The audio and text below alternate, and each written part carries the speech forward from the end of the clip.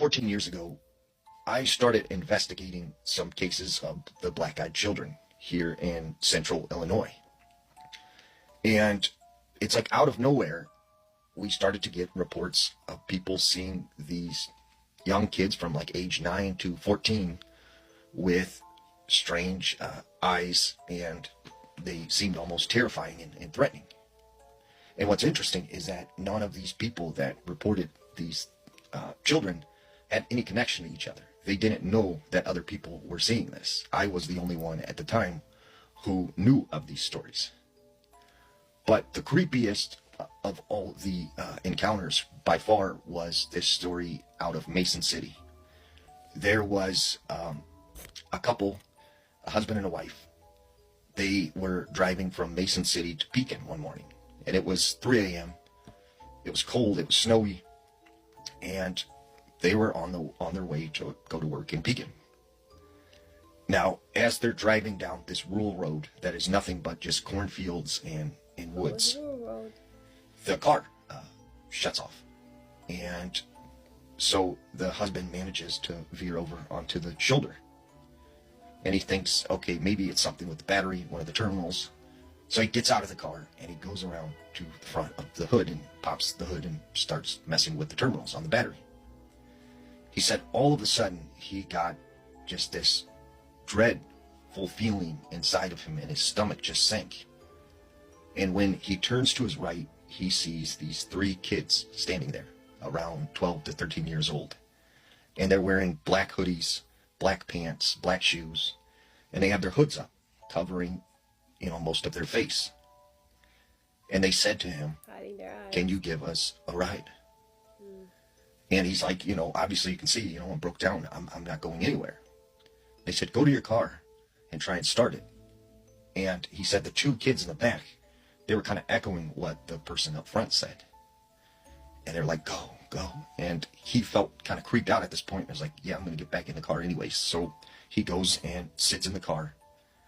And he turns the key in the ignition, and the car starts right up. He turns to his left, and out the window are these 3 kids standing there. And he rolls down his window, and it was like, thank you, I got the car started, but I'm thinking about it. I got my wife here. It's 3 a.m. I don't feel comfortable giving you guys a ride anywhere, but I have my cell phone. I can call someone to come pick you up. And they said, no, you have to give us a ride. And he said, look, I told you I'm not going to give you a ride. They said, you don't understand. We can't come inside unless you invite us. And he thought, okay, that's weird, but look, I'm not giving you a ride. You need to get away from the car. And right at that moment, this kid in front steps forward, and that's when he could see his face. And he realizes this kid has solid black eyes. And he said the best way to describe him was that of a rabbit's eyes. And instantly he rolls up his window, and this makes these kids angry, and they start banging on the car, banging on the windows, and they're screaming, and they're just, in sort of like this rage.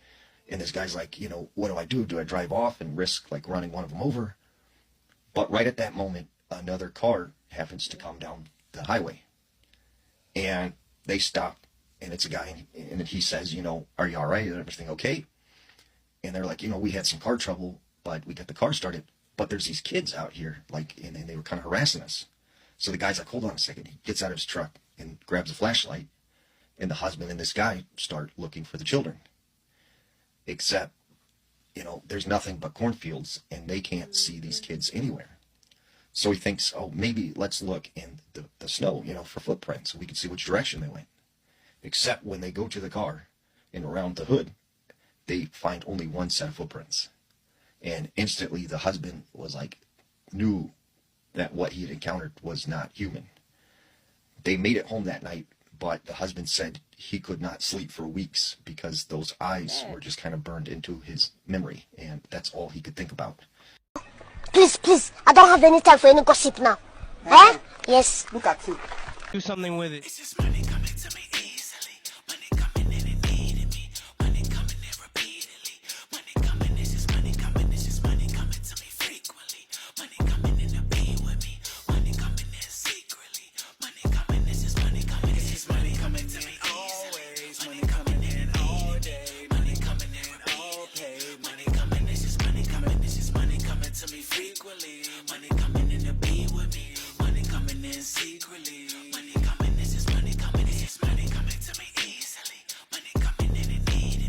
Hey y'all, welcome back to All Things Jenny. I'm Jenny. Now, children are creepy as is, but imagine encountering black-eyed children. And those black-eyed children, it's giving very much vampire and or spirits, because what do you mean you have to be invited inside? You cannot come by yourself, or, you know, out of your own free will. But my one thing about that is it's a good thing, because if they were able to just come into your house, a lot of people would have crazy encounters with them and their life would go through shit after they encounter their children. And I was watching this show. It's called Folk. It's this show where they were talking about changelings, right? Like skinwalkers, changelings, and this one lady, she basically went to her mom's grave, and when she came back, they believe her husband and the whole town believed that she was attacked by a changeling, which then took her body, and they ended up unaliving the lady because they thought that the changeling was still inside of her. It's very, very. If you see some children with some pitch black eyes, please go the other way. Now let's talk about it. Now I've done a video on the black-eyed children and black-eyed people, but someone just sent me a story telling me they thought they had an encounter with one a few weeks ago, and I just had to talk about this again because this stuff is real and it's so scary. Now, the black-eyed children or the black-eyed kids, whatever you want to call them, is an urban legend of paranormal creatures that resemble children ranging from the age of 6 to 16. And they usually have pale skin and pitch black eyes, and they're reportedly seen hitchhiking, panhandling, or at the doorsteps of residents' homes. So what they'll do is they'll pretend like they're lost and be like, hey, can I call my mommy or daddy? Or something like that to get you, because I mean, it's a kid and you're just going to like assume that they need help because they're a kid alone. And most of the time they'll come walking up to your car when it's dark at night and you really can't like see their eyes. And they're typically wearing outdated clothes. That's another way to spot these creatures. They're typically wearing outdated clothes. And you might see them approaching your car when you're waiting at the gas station or something like that. Like, they are so creepy, y'all. Now, some conspiracy theorists highly believe that these creatures are actual aliens that came down to Earth. And demonologists believe that they're children of the devil himself. And if you let them in, it's the end for you. Everything after that will just be horrible. But the thing that make this stuff so creepy is there's been like several like cases all over the world with similar stories of these black-eyed children or these black-eyed people, and then them coming to their homes, like same stories with people with no connection or ties with each other. So it has to be some type of truth to this. And people that have actually like made eye contact with them say that it's way more sinister. Like, it is extremely creepy, and like how things just go so wrong after they encounter with these children. But like I said, they'll try to come into your home like on a late, cold night, or they'll like approach you while you're at the stoplight or anywhere, and they'll typically try to have their head down, so of course you can't see their eyes, because if you see their eyes, you're probably gonna get scared and drive off. But yeah, please don't go near these people. 9 times out of 10, and you're not gonna see it outdated, wearing, like, I'm talking about looking like pilgrims walking around at night in the cold, asking can you use their phone, or can you call their parents, or come to your house. Right.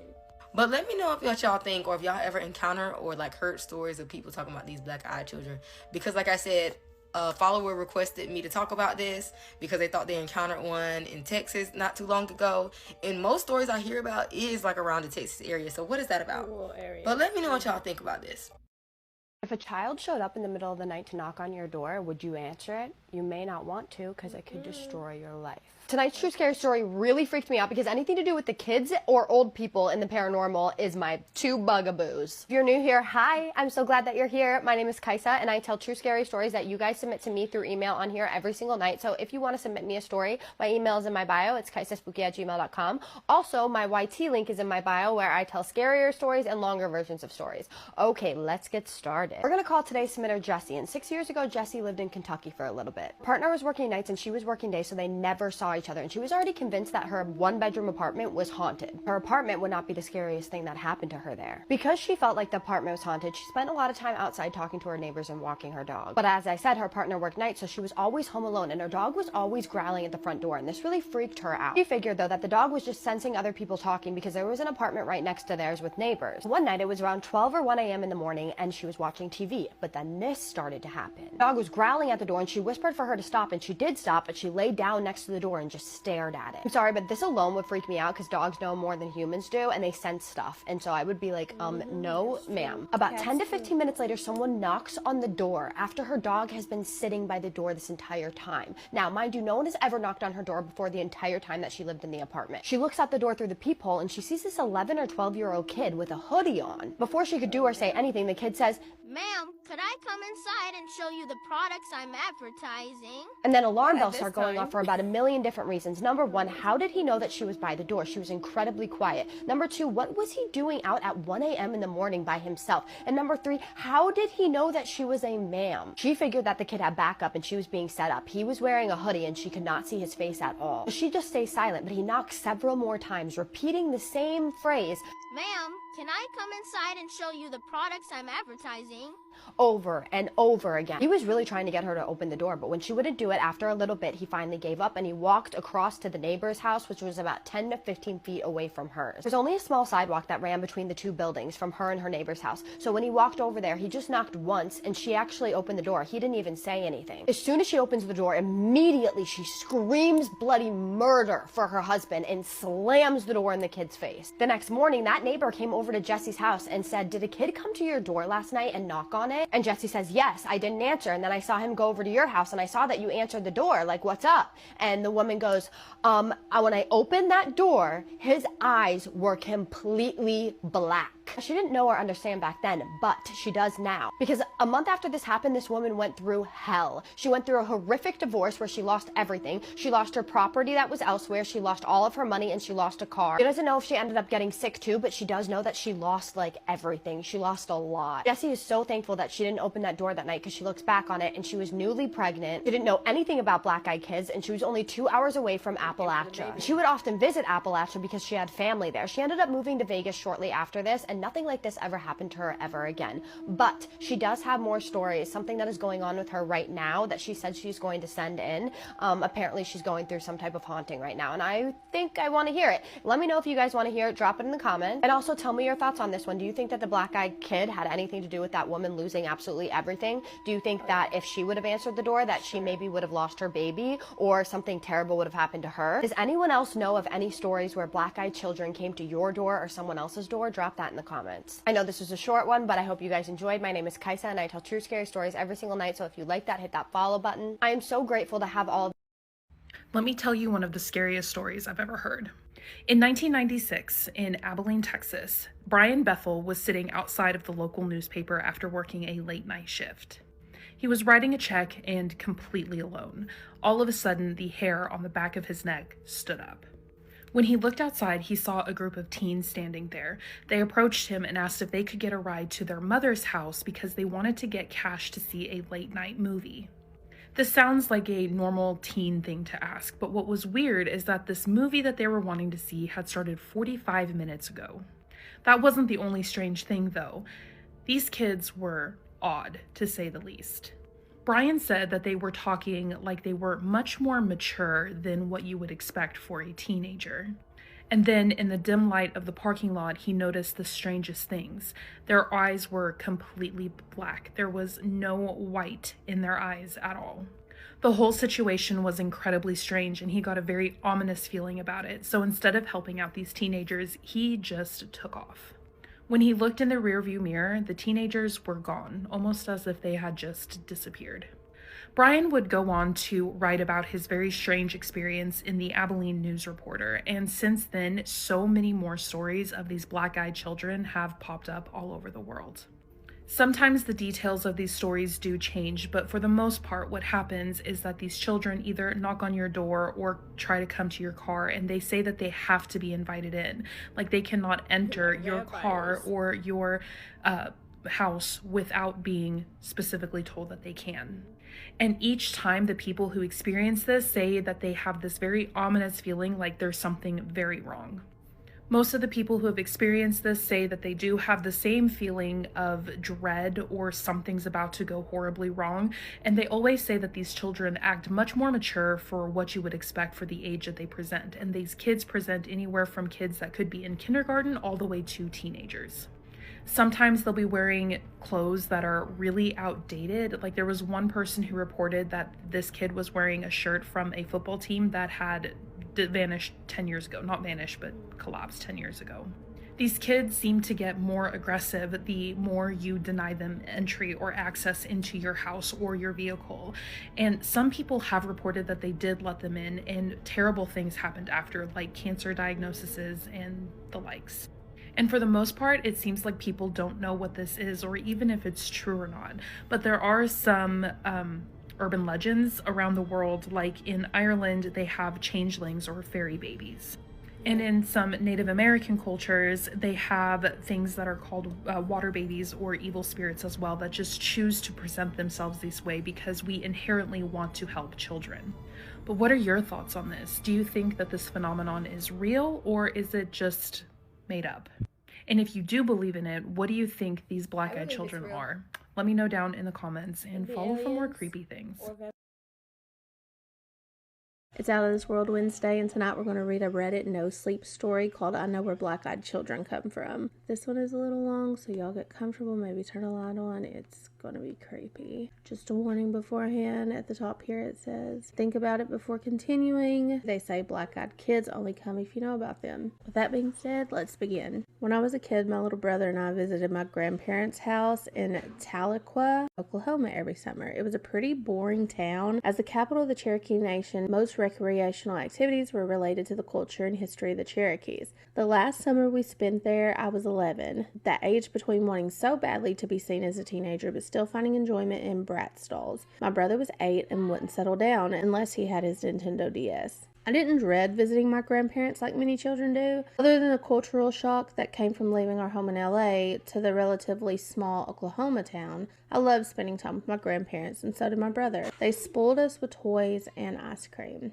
On a Thursday afternoon, my little brother and I were playing at the elementary school across the street from my grandparents' house. If you've ever been to Oklahoma, you probably know how quickly the weather can change. It's not uncommon for it to snow one day and be in the 70s the next day. This day went from sunny to cloudy extremely quick. It didn't begin raining or lightning, so my brother and I continued to play, but these weren't normal clouds. They looked heavier and thicker. They were almost black. I'm still not sure if the clouds were some sort of warning for what was about to happen, or I'm just trying to connect things. A girl who was probably 9 or 10 showed up at some point. She didn't have parents with her, but it was a fairly safe town and not uncommon for kids to walk around. She introduced herself as Allie. She was blonde and blue-eyed, but began enlightening us with old Cherokee ghost tales. With Tahlequah being the capital of the Cherokee Nation, many urban legends in other towns are actually true in Tahlequah. Most people's great-great-grandmas really were Cherokees, and the school playground we were currently playing on really had once been an Indian burial ground. She told us one particular grotesque story about the deer lady, who was a heartbroken woman that went insane and cut her legs off and stitched a deer's legs on her torso in place. Her final story inspired what we thought would be a fun adventure. She told us a chief's 15-year-old daughter had been brutally murdered by her white husband on their anniversary for flirting with another man. They buried her, and out of respect, never removed her gravestone when the school was built.